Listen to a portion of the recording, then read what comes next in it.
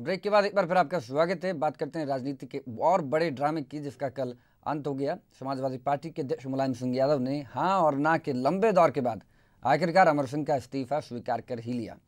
मुलायम सिंह यादव ने कहा कि मेले में लोग आते जाते हैं और इस मेले में अमर सिंह भी घूमने आए थे।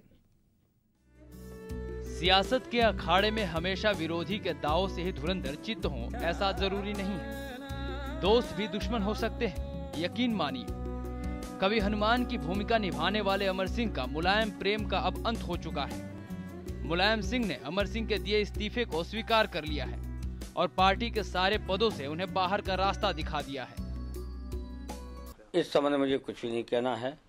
जो कुछ कहना था वो लिख रहे थे जारी, वहाँ से हमारे प्रवक्ता ने कर दिया। क्या इस्तीफा स्वीकार कर लिया गया है? उन्होंने पदों से इस्तीफा दिया था, मैंने स्वीकार कर लिया।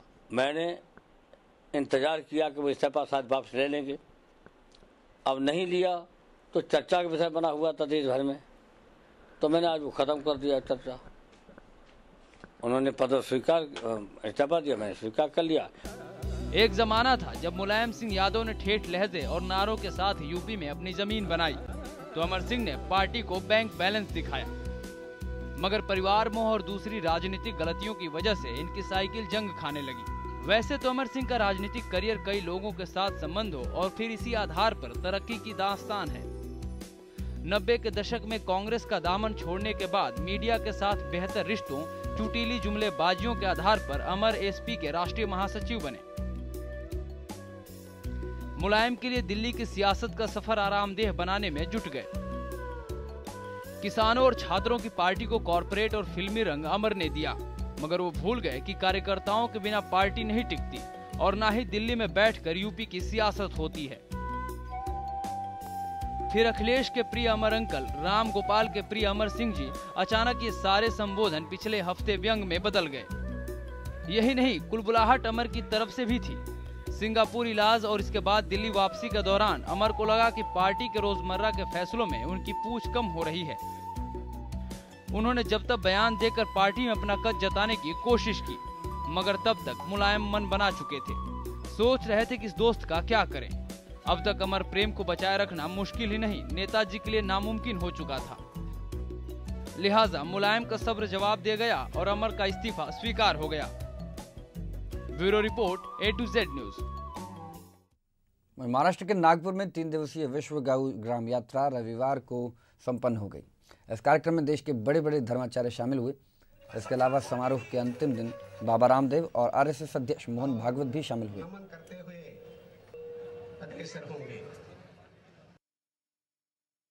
रोगोपचार की दृष्टि से एक बात कहना चाहूंगा।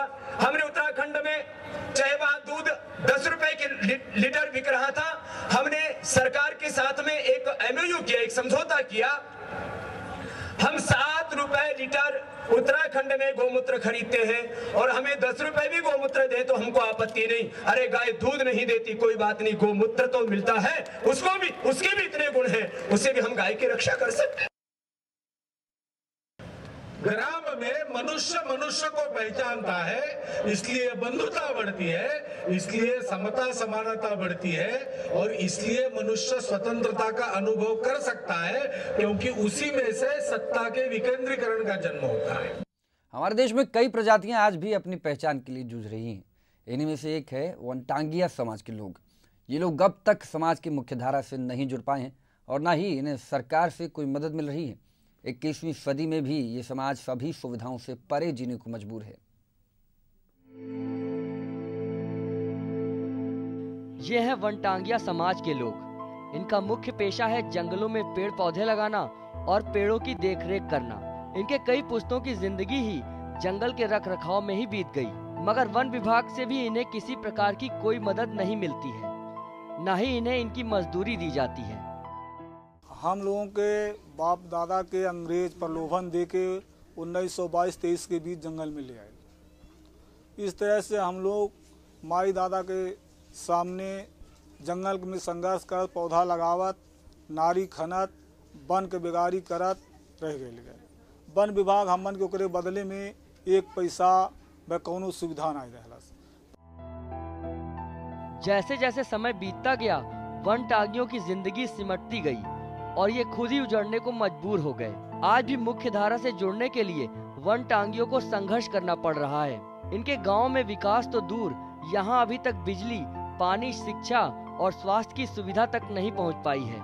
उत्तर प्रदेश के गोरखपुर में जीवन बसर कर रहे 35,000 वन टांगियों के वन ग्रामों को आज भी राजस्व ग्राम का दर्जा नहीं मिल पाया है। सरकार की तमाम योजनाएं इन इलाकों को छू तक नहीं पा रही हैं। वनटांगियाँ को लेकर के अगर देखा जाए समस्या, तो एक वनटांगियाँ एक अपने आप में एक अभिशाप बन चुका है, क्योंकि ये लोग जंगल का जो ये संरक्षण किए हैं, जो जंगल लगा करके देश के लोगों को अकूत संपदा पैदा किए हैं, ये 1922 से लेकर के 1985 तक लगातार जंगल लगा करके ये लोग अपना काम किए हैं। लेकिन अगर समस्या का देखा जाए तो इनका ना अपना गांव राजस्व गांव है, न इनके यहाँ कोई राजस्व की कोई योजना का लाभ मिल पाता है।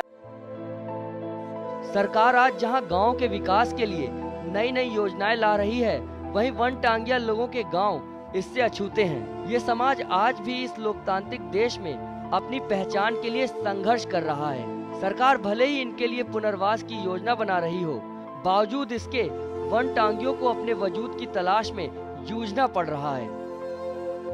महाराजगंज से A to Z न्यूज के लिए JB सिंह।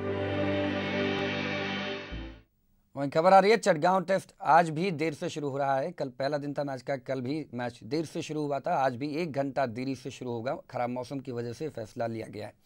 खेल दुनिया से आ रही खबरों के लिए इसके बाद देखिए हमारा खास कार्यक्रम चैंपियंस क्लब मेरी सहयोगी नीतू शम्मी के साथ। फिलहाल इस बुलेटिन में यहीं तक, मुझे दीजिए इजाजत, नमस्कार।